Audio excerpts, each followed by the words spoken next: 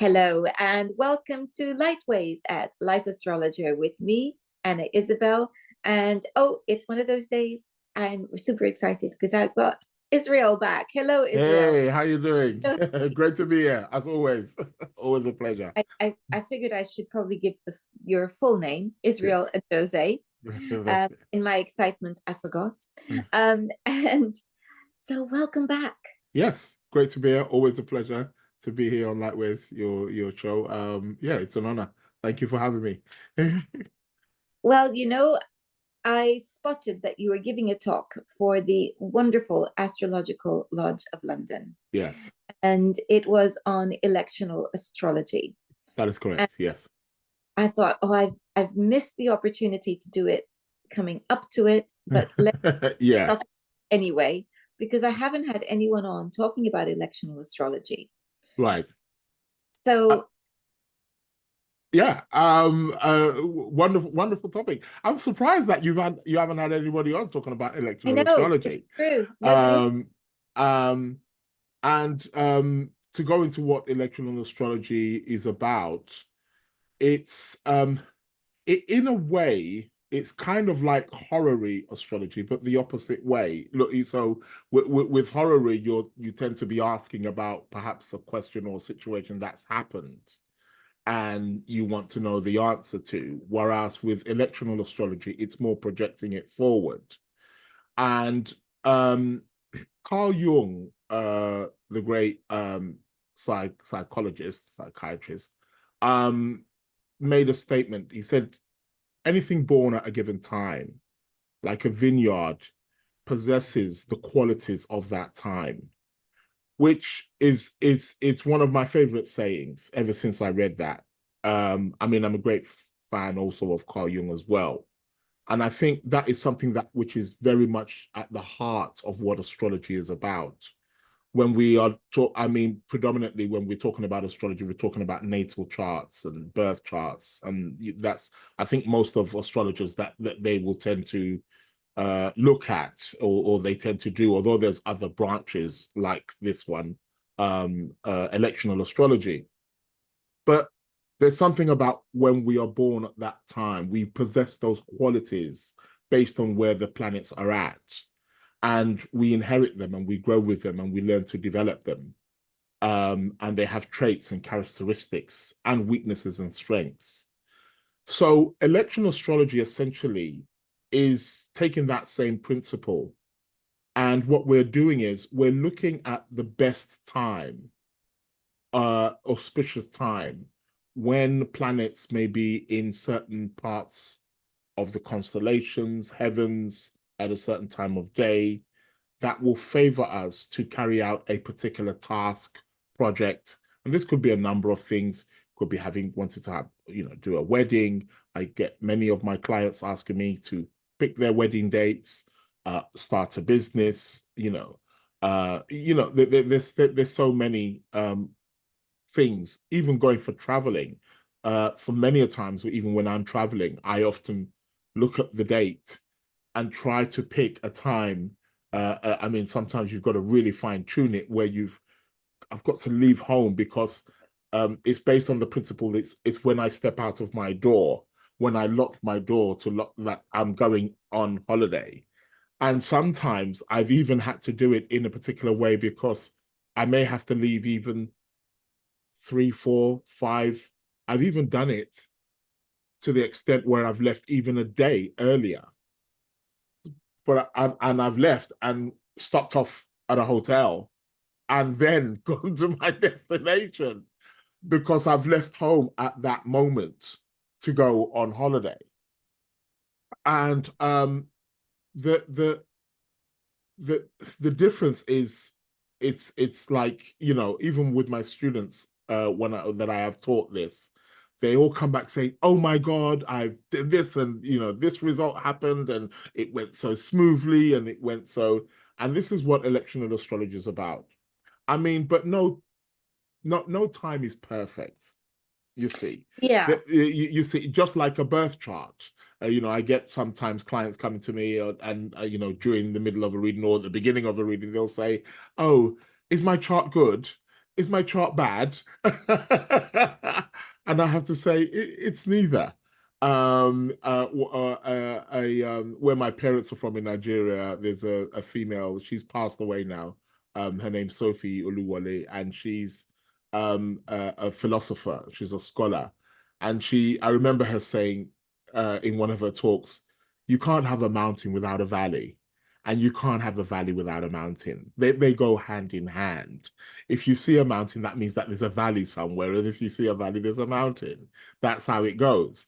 And I liken the birth chart to that. Every birth chart has its pros and cons, if you want to say, strengths and weaknesses, and an electional chart also will have that also as well. So although I do get clients come to me going, "Oh, can you pick?" I say, sometimes there's still going to be, because we've got planets that are very difficult to manage sometimes, like Saturn or Mars, and they've got to go somewhere in the chart, and they may end up in a house that, okay, here might be a bit of a challenging task. So it can be a bit tricky to work, and sometimes you're working with a narrow time frame as well. Sometimes clients will come to me and say, "Oh, well, I want to get married next year." Okay, when? And they'll sort of say, "Oh, between March and April." So I've only got a window of 2 months, and within that 2 months, maybe Mercury is going retrograde or Venus is going retrograde. So it's like, so that's going to narrow down the days, and then maybe there's going to be a void of course moon, or the moon is waning, and then that's going to narrow things down again. And so you've got so detailed things that you can kind of work with, but you work with the best that you have, and whatever the chart that you can have is, that's how Yeah. you will use it to your advantage. So just to make it clear for people, in Orrery, we are asking a question That's right. and determining the outcome of that question. But Right. electional astrology, Yes. it's about finding the best moment for an event. That's correct. And I think this the weight of this is heavy. Right. We're trying to find the right moment because, as you said, you're never going to get a chart where you go perfect. Right. It doesn't. Yeah, of course. So the heaviest electional chart that I had to find was last year surgery Okay. from my partner, and we had the good fortune of being able to choose the date. Right. However, that is very difficult, and Yes. particularly when it's a very personal thing. So I did it. Two other astrologers did it, and we came up with a date. Same thing. Right. Right. And it Wonderful. felt like a relief that the whole burden was not on me, because Yeah. it Yeah. was quite an important thing to do. Yes. Get right. And I remember looking at the chart and thinking, I know why we've all agreed on this date, but this isn't going to be smooth. Right. Yeah. And still having that niggling doubt Yes. as to what might be. But I knew the outcome would be good ultimately. Right. Yes. Ultimately, yes. Yes. It wasn't going to be perfect. Yeah. And on the day, it turned out that there were complications. We didn't find out until about 2 weeks later how complicated things got. Right. But the fantastic. And that was the thing. So when we're looking at these things, as you say, there is no perfect date. That's what right. we're looking for is the most positive available to us for the best outcome possible. That's correct. Yes. And so that's the trick of this. Yes. There's no mean feat. So talk us through how we go about choosing these dates. What are we looking for?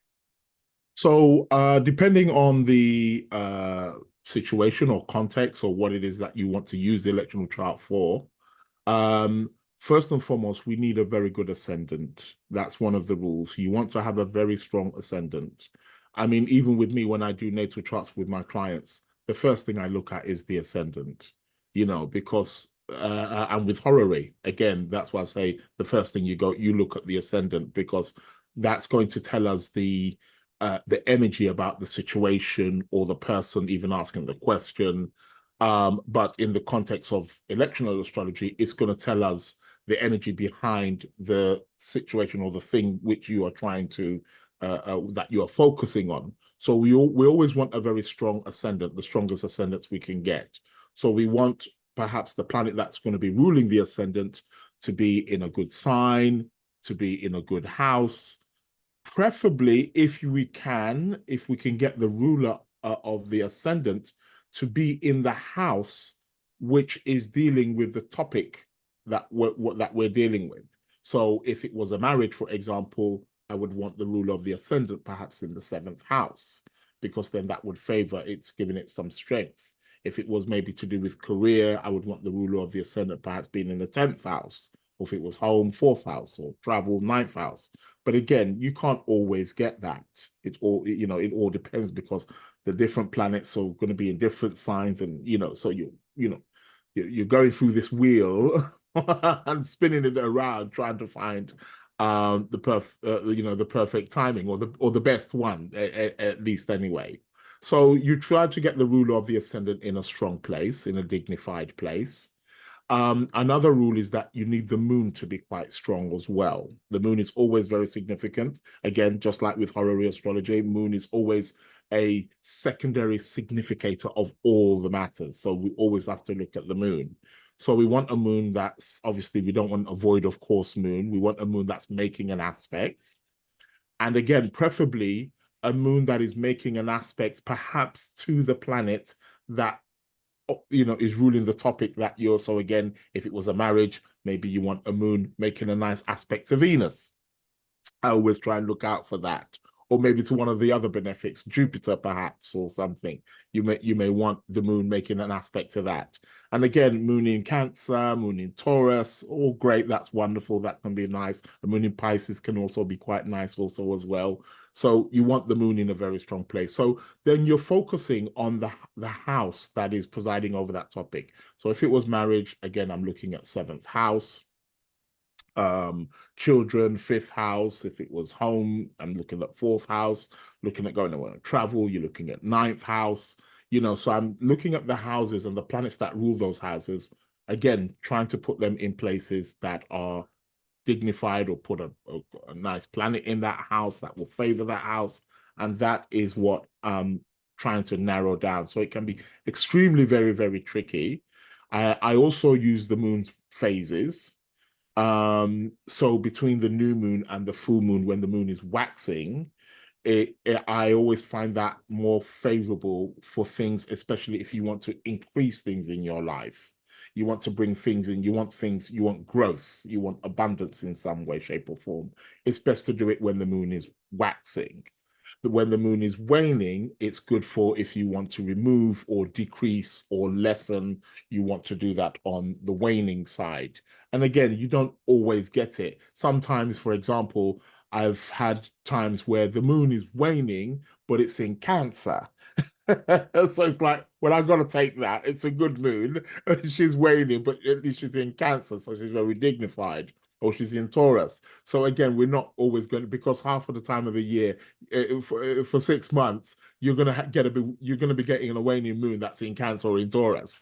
So you're not always gonna get it waxing, you see. And for another half of the year, you get it when she's waxing. So again, certain times favor certain things. So it's all about getting the house that covers that topic, making it strong, the planet that signifies the matter, making that strong, ruler of the ascendant strong, and the moon strong as well. So we're kind of narrowing down maybe 2, 3 planets that we are trying to narrow down, and we're trying to get. It's not the whole, but then again, we still have to watch out for the other planets, because sometimes they may end up in certain places where Saturn, can bring delays or blockages, or Mars can bring conflicts or something like that nature. So we try to, if we can, the aim is try to put them in their houses of joy.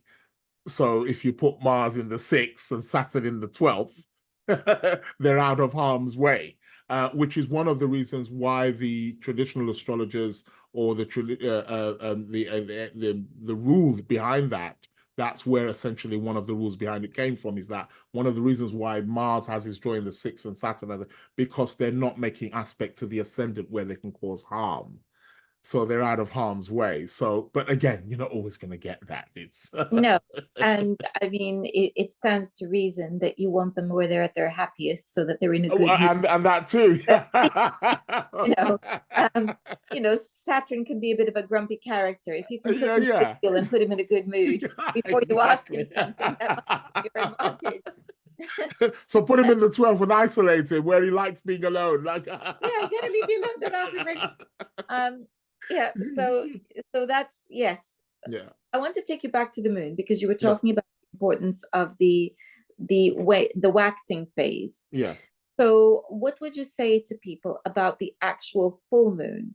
So, would that be a good time, or might we avoid doing things at the full moon? Well, again, it would depend because we know the full moon is when the moon is at her strongest. And the full moon represents a flowering, it represents a peak. So a flowering and a peak can be quite good, maybe even for a wedding or something of that nature. I feel it's the part when the moon just after the full moon and it's starting to wane, then that I would kind of be a little bit cautious of using that particular phase. The moment the moon is kind of going into the waning gibbous, then I would kind of, but the full moon phase, yes, the energy is quite high, it's quite up there. Yes, I would definitely choose a full moon because the moon is very, very strong. And that's the cycle in where the moon is at her strongest. And you want a strong moon. You want a moon to be quite strong, even though she may not necessarily be in a sign where it's favorable, but at least she's strong and she's dignified. I think I would definitely take that definitely on board. Yes. With the exception being something like surgery, which is no yes. or That's where excess. the other part is. So yeah, surgery. Again, traditional astrology, medieval astrologers were always very cautious about operating during the time because the moon rules the bodily fluids, and there is a more of an increase of bodily fluids around the full moon, and if they're operating, they're susceptible to more blood loss, and that could lead to fatal things. So yeah, so with exception of surgery, yes, I would probably try to move it out. Although there are other technical rules where they do say if it's a full moon in the part of the zodiac that rules the body which is being operated on. So each zodiac rules a particular part of the body. So if it was, for example, the stomach, for example, in the area of the stomach that's been operated on, and it was a full moon in Cancer, then that would, as the traditional astrologers tell you, I think you want to, stay away from that one because Cancer rules the stomach, and there's going to be really more blood flow around there. As opposed, if it was maybe in Capricorn, it's like okay, that's okay, because it's not the sun that rules that part of the body. So there are little other exceptionals as well that can And change. I'm asking the questions because I want people to see how nuanced everything is Yeah, because we have the general rules, but then in practice, everything yeah, is very subtle, everything is very nuanced. right, So, staying with the moon, I want to come back now yeah, to the new moon. right, So, because this is the moon at its weakest, and yet yes, people think of it as a good time to start things. Talk us yes, yeah. Yeah, it's very interesting with the new moon. It's a subtle moon, and like you say, it's when the moon is at her weakest. And yes, it is the beginning of a cycle. I always tell my students and clients also as well to try not to do things exactly on that new moon, to give it maybe a day, at least 20, to let the moon move, so within the 24 hours, the moon would have moved about 12, 13 degrees. So number one, she's not combust. because planets that are very close to the sun are weakened. So to give it, at least the next day or maybe even 2 days after, that's good. When we could see that first crescent moon kind of thing, a little bit like with Islam, for example, they because they always start their holy month of Ramadan on the new moon, but actually they don't really start technically when that new moon is. Sometimes it's the day after because they wait to see the first crescent. When they see that first, now it's because that's a sign that there is, the gap has gone so far. We can see a little fraction of the moon, and then that's the beginning. Then we can plant the seeds there. Exactly, because if you think about it, it's the moon is at her weakest. To me, the new moon is a time for rest, and Yes. so it's, the moon is having a rest. We need to be having a rest. Rest. Yes. There is no light in the sky apart from Exactly. the stars, Yeah. which are more muted in their Yeah. in the light that they give us. Yes. So it's quite important that we have these concepts because these are natural rhythms. Yes. But yeah, it's when the moon's just beginning to wake up, you think, Yes. oh yeah, okay, Uh, get things let's yeah. get Yes. things moving. Exactly. And as you rightly, of course, pointed out, we don't want it to be too close to the sun because Right. Yeah. that's when she's definitely at her weakest. It's right at that Yeah. into the new moon Right. Yeah. is exactly that when she's combust, and Exactly. Yeah. it Hence why we don't even see the moon at the new moon because she's overpowered by the sun. The sun's taken. If it was a moment during the day, we wouldn't see nothing because she's totally overpowered by the sun. So that new moons are it's the sun's time, but it's it giving that new cycle for the moon. yeah, you can think of it as it's the sun's opportunity to shine. To show, yeah, uh, exactly. and, uh, and she's taking a break. Yes. So yes, okay, well, that is tremendously helpful in teasing out the Mhm. different nuances. So to recap then, Mhm. the ascendant, because the ascendant represents the the person. The So we person, want yes. the person to be in a strong position That's correct. um, before they set out to do whatever it is that they are doing. Yes. We want the moon to be strong Yes. within the context of the situation. Yes, definitely. And so because she is also a significator Oh yeah, very strong. I think for the yes, person. yes, yes. What happens when you just cannot find a date because the wrong moment? So I guess what I'm really Yeah. asking, actually, let me phrase the question properly. Do you ever look at the electional chart as a transit chart to the natal chart? Very good question. Yes, I do.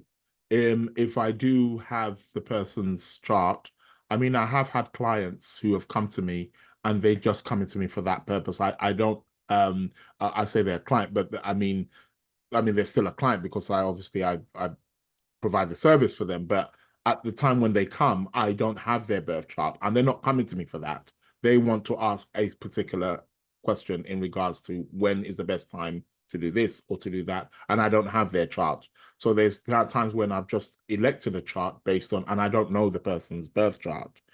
But with clients where I have a chance to have their birth chart, yes, I do look at that because that is also very helpful also as well. And that's a very good question. So, because electional astrology, in a way, I always say splits into two categories. And the categories are the standalone chart, which I've been speaking about, electing a time on the transits.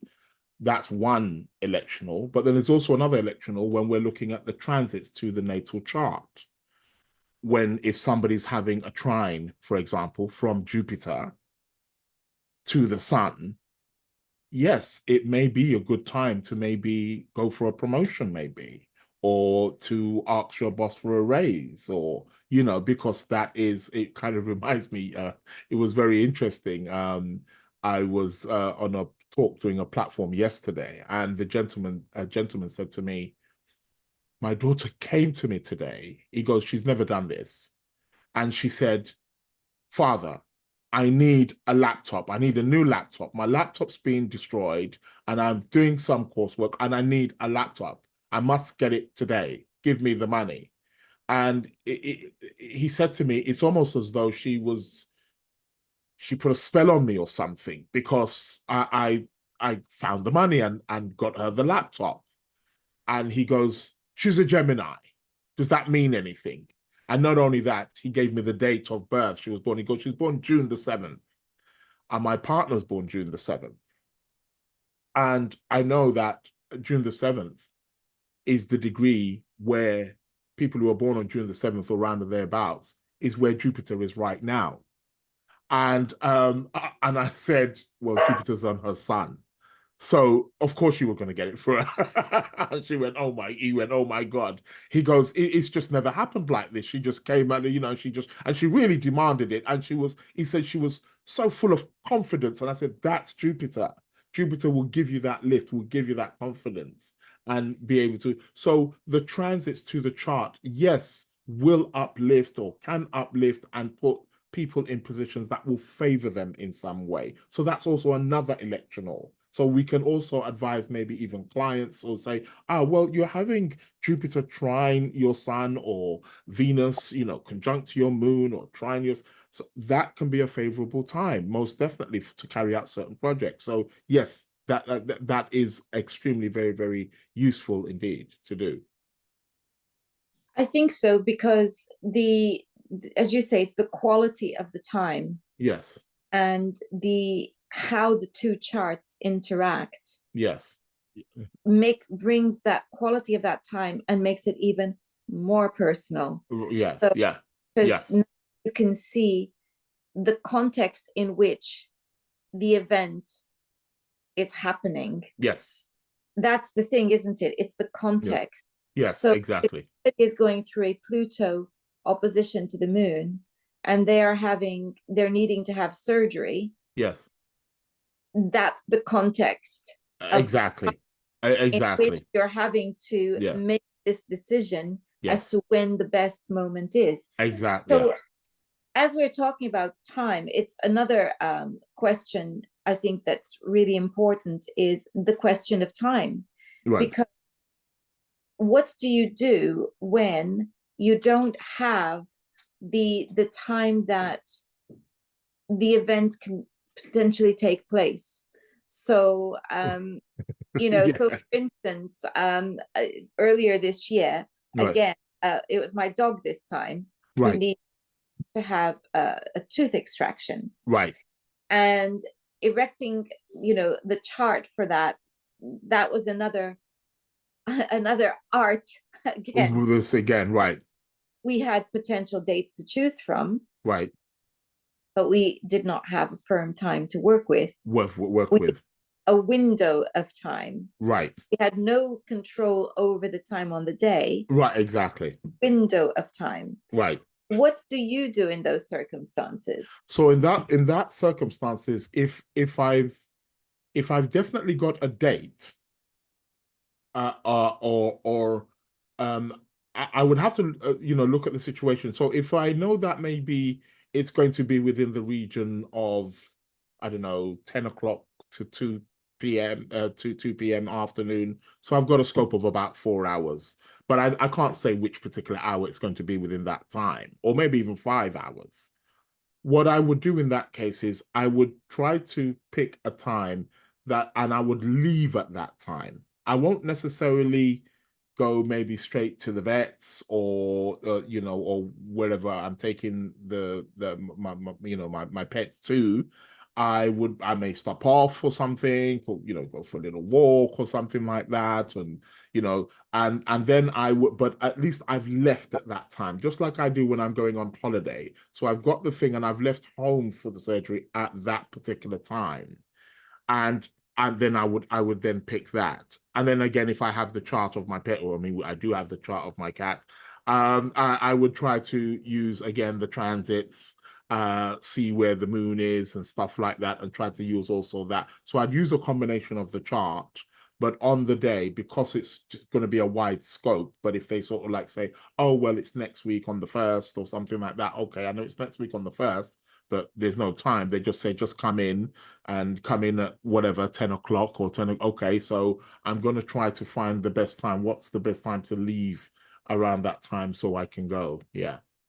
And in fact, what I did is because I know from speaking to wonderful vets Yeah. that the way to minimize stress for the animal is to insist on going just before they're ready for the surgery. It gave me a narrow Ah, of time, right. uh, because and that's exactly what I did. I spoke to the vet and I said, look, as we know, he gets very anxious and he Right. has Okay. anxiety. We don't want him going in already stressed before you start handling him. Handle it right. I get it, which is So, very good. Yeah. and That's can we work on? So I didn't know until I think about the day before exactly what time, that. and then tried to change the time that we could come in. They phoned me. They phoned me and they said you can actually bring him in earlier because we've had some cancellations. And I Right. looked at the chart and I thought, no. I thought, no, we worked this out. Uh, Yeah. so I rang them and I said, look, I'm really sorry, but I Yeah. just do that.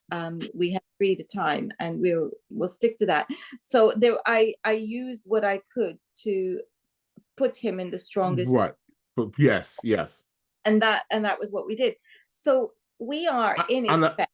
yeah, and just to say to add on to what you just said there, because I also I truly have seen and subscribe to the idea that there's also something in maybe if a time is being changed as well at some point, and you look at the chart of that time for when they change it for, it's almost like it you can see that it's not favorable, even though the person who's making the arrangements or the changes is not doing astrology whatsoever, but they're changing it to a point where it's like, oh, it's not favorable. So they're making it not favorable, and it's not favorable at your end. You can see that that's not favorable. It's not actually a good time to actually do that. It doesn't work in there. It's almost like astrology can speak to you again from the future in a sense, and it's showing you what elements of what it's the outcome could be too. So it's quite Exactly. interesting. It exactly. And that brings me to the next question, Yeah. because there is an element here of us manipulating energy, Yes. which brings us to the realms of magic. And Yes. some people might not be very comfortable with this idea. Yeah. What would you say about that? Yes, well, it's interesting because even with my talk, I entitled it Electional Astrology and Planetary Magic because that's how I see it. It is, this is what, and again, I suppose well, what is the definition of magic? What magic is, we are manipulating. Now, very often when we hear the word manipulation, it's used in a negative context. People think it's bad, it's something like, and again, I tell people, I said, look, we all manipulate. And I get people saying to me, no. I said, well, when you woke up this morning, did your hair look like that? Did you, did your nails, or do you think though your nails are supposed to look so fine and colored? And no, so we are manipulating things to the best of our ability, and there's nothing wrong with manipulating, but we try to manipulate in a way that is more positive, it's more productive, it's more it advances us in some kind of way. So I don't think there's nothing wrong with manipulation. So that's what magic is. You are using the natural elements of the universe and you're manipulating them so that you can get a favorable outcome. Exactly. And really, if we think about it, we get into the kitchen. What are we doing? We are manipulating ingredients to make Ex you know, and exactly. there we need to understand that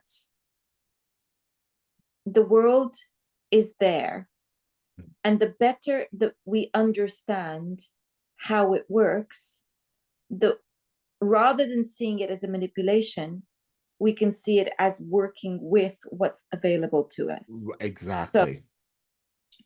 we're not manipulating food in that negative sense. Mm-hmm. We are using the ingredients, bringing Exactly. out the best in them for the benefit of our nutrition, Yes. advancement of our quality of life Exactly. through the pleasure it brings us. We are taking plants and we are working with what we know they have within them Right. to create medicines. That's right. Yes. And in the same way, when we understand that there is energy around us Mm-hmm. that can be beneficial Yeah. or bring us to a disadvantage, it's like looking at the sea with your surfboard Yeah. and paddling out to meet the waves, but then getting the timing right to ride it. Right. You're either going to ride that wave or you're going to wipe out. Right. Yeah, And exactly. so that you're not actually manipulating anything. Right. Yeah. You are truly understanding the nature of the energy, Exactly. and so that you are able to flow with it Yeah. and work with it. And I think that that's a very important distinction to make. Yes. People, it's rather arrogant of us to Mm-hmm. think that we could ever manipulate energy. Exactly. Exactly. We can't. Exactly. Yeah. We can't really. Yes. Yeah. What we are doing is we are saying, this is the nature of the energy, and this is how we can work with it. Best. And in Exactly. fact, what that is an honoring of the Yes. energy, rather than Exactly. trying to fit in with it, Yeah. or change it so that it Yeah. bends to Benefit. our Right. Exactly. will. Exactly. It's never going to bend to our will. Mm. That's why we can't do the perfect chart. Exactly. It's not bent to our will. Exactly. But what we are doing is we are understanding the nature of it, Mm. so that we can make the most of what's Of there. it. Exactly. If we're going through, if the quality of the hour, like for instance, how can I put this? When our first cat died, Okay. and I erected an orrery to work out when she was going to go, Right. it was so that if we had to put her to sleep, Right. we were working with the energy to make it as smooth Smoothly as right. as possible. Right. Rather than in that moment, I wanted to get it right, because it was the difference between feeling like I was helping her have a safe passage to the other side and actually killing her. That was Right. the Right. difference. Yeah. Yeah. Yeah. Exactly. Yes. Yes. I wanted to work with that. So I erected the orrery and basically asked, is today the day? And the answer was no. And I was much relieved, Mm-hmm. because we did not have the access to a good vet at that point, On that because we point, were right. out of hours. And so what I wanted was to know, is it right? Is this going to happen now? Uh, Or could we wait so that we could have a nice vet come and right. Yeah. re- make this easy for her, Right. rather than her in a car, which distresses her hugely, Right. taking her Yes. out of hours vet without much sympathy, potentially, you know. So do we have to do this in this moment? And the answer, thankfully, was no. And in effect, I saw when it was most likely to be, and actually, I was pretty spot on, and she went quietly of her own accord, Yes. peacefully. Yeah. Love. That is me working with the energy Exactly. to Yes. support her passing Yeah. as much as possible. And so what was I looking for? Then that's when you want to see Scorpio. That's when you But yeah, yeah, want to yeah. see those significators Mhm. of death. They weren't there. Yes. Yeah, yeah, But the I agree. moon was coming up to an opposition to her sun within a few days. Oh, well, on the full moon, right, right, yeah, yeah, yeah. But that's when it's most likely to happen. Likely to happen, yeah, exactly. Yes. But I also felt that there was something very natural about that, and that I wasn't going to needs to Intervene, and right, yes. exactly what happened. Yeah, yeah, So it was very interesting exercise, and I'm bringing it up to illustrate yes. we're not we're not E- manipulating any. Exactly. Yeah, We yes. are understanding at a deeper level what is happening, Yes. so that we are able to actually work in sympathy. Work. Exactly. And Exactly. the whole point is that we are wanting to work in sympathy. If we're wanting to start something, and the chart is showing you Saturn and Saturn squares, and your will Yes. wants to override that, That's right. Yes, yeah. that is us trying to manipulate, going against Exactly. what's. Yeah. Yes. Yes. So in actual fact, electional astrology, I feel, is teaching us how to go with the flow. Yes, yes. And hence why then we would also get certain, I mean, again, even in horary astrology, and it's the same in electional, we will get rules such as don't put Saturn in the first or the seventh house, depending on the situation, because it can slow or inhibit or damage the situation or the outcome, or it's not a good look, and things of that nature. Or they often say there's a rule in horary astrology, they say, well, Saturn's in the seventh house, either the astrologer is going to get it wrong, and even if they do get it right, the person's not going to be satisfied with the answer, or it's just not going to cut the mustard, you know. And I know somebody personally who that happened to, quite, who got called on a very big assignment in the Middle East to one of the big kings out there. And at this point, she thought, "Oh, yeah, this is going to be it," and it was a horror question. And surely enough, she asked when the person asked the question, when it came time for this huge figure to ask the question, who was sitting in the seventh house, Saturn. So she thought, well, no matter what, and he was not happy with the answer, and it does happen like that. It does. And when I've got my therapist hat on and I see Saturn in the seventh house, which would happen more frequently than you could imagine, Right. Yes.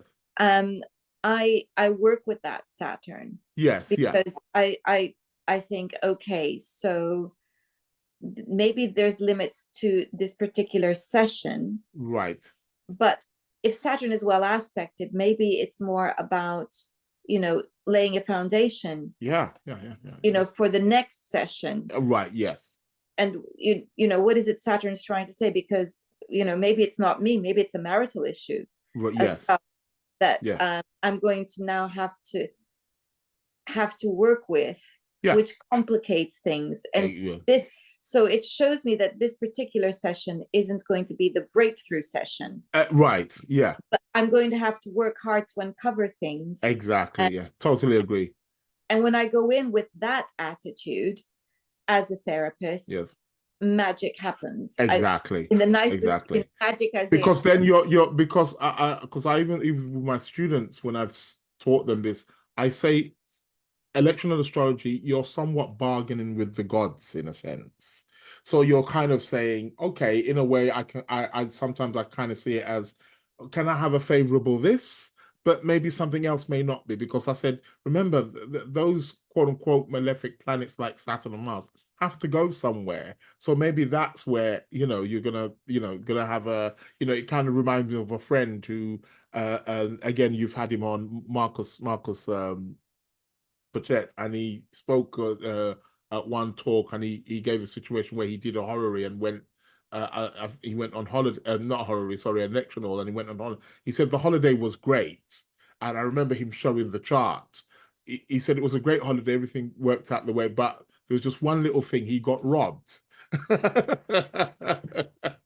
And he said, he goes, it was a small, I think it was in Mexico, and because it was a small guy, but he had a knife, and he said, I actually could have took him on, but I just didn't want to risk it because he took my wallet. He goes, to be honest, there wasn't much money in there, so he thought, that kind of thing, let him have it, kind of thing. So the guy robbed him, and I remember Mars.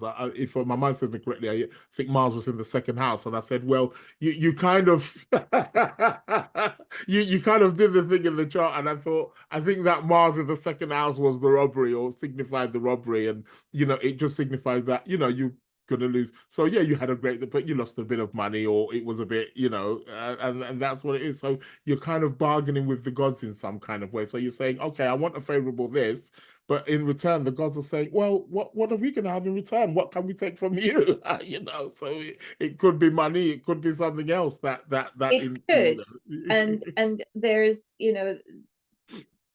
there's a deeper issue too, which is, Yes, so yes, you could have what you're looking at yes, work out, yes, but it's what's hidden that you need to learn from.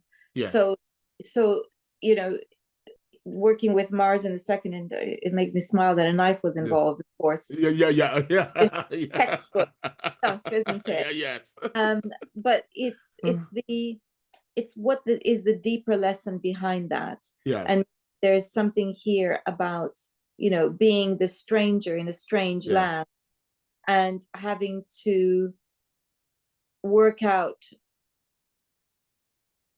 how to avoid conflict, or what to deal with, what to do when you're met with the possibility of conflict. Conflicts, right, And yes. how do you judge um what the bigger loss is, what's the priority, etc. Right, So, exactly, yes. I'm not saying that this is exactly that in this case, but it's just an illustration of how nuanced everything is. And Mhm. again, you can't manipulate the energy. Right, You're not. right, yeah. What you're doing is you're riding the energy for the best Right. outcome. It can't be right. So this is us getting our surfboards out and Exactly, inviting everybody exactly. to learn how to surf. Exactly. Looks exciting, but Exactly. There's always the potential of wipeout. On the other hand, you ride that wave yeah, yeah, and it feels exactly. so good. Most definitely. Most So, definitely. Israel, what a wonderful conversation Thank you. about Thank you. Thank electrical you. Yeah, I love astrology. it. Thank you so very much. No problem. Who wants to find you? How do they do that? They can find me on my website, which is www.sacredplanets.com, or sacredplanets.co.uk. I've got two. So and they can also I'm on pretty much all social media platforms, Sacred Planets, whether it's Instagram, TikTok, you can find me at Sacred Planets. Yeah, those are the places where you can find me. Not hard to find at all. And of course, the wonderful Astrological Lodge of London. Astrological Lodge of London. We're starting back on the 29th of September because we're on holiday at the moment for the summer period. But on the 29th of September, we're back every Monday, starting at 7 o'clock. And we're meeting back physically once a month now. So the one on the 29th will be a physical meeting. That will be at the Steiner House at Baker Street. And we will be starting at 6 o'clock for the physical meetings we start. But on the online, which we're every week, is at 7 o'clock. The main lecture starts at 7. So. Fantastic. And I believe the recordings of talks are available. Yes, they So are I'll, available. Yes. I'll be putting a link to the website for the Astrological Lodge of London Yes. in Yes. the box as well, so that everyone can head there and perhaps find the recording for the talk that you gave on Oh, election. yes, that will be there amongst other great talks as well. So yes, yeah. So yes, and they can Perfect. purchase them. Yes. Thank you once again. Thank you. Thank you. Always a pleasure to be here. Thank you so much, Anna. And thank you all for watching. Until next time. Now, next time we will be talking about Chiron. Until then, goodbye.